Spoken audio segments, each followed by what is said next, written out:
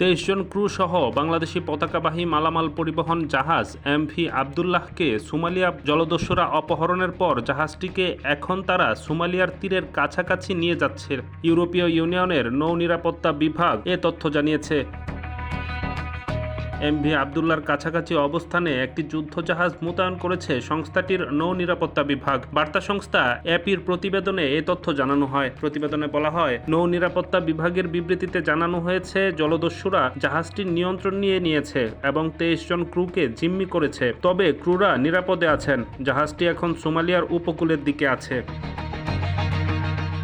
British নৌ নিরাপত্তা company এমব্রের দেওয়া তথ্য অনুযায়ী জাহাজটি মোজাম্বিকের রাজধানী মাপুতা থেকে রওনা হয় সংযুক্ত আরব আমিরাতের হামরিয়া বন্দরে যাবার পথে সোমালিয়ার জলসীমায় 20 জন জলদস্যুর একটি দল জাহাজটিকে নিয়ন্ত্রণে নেয়।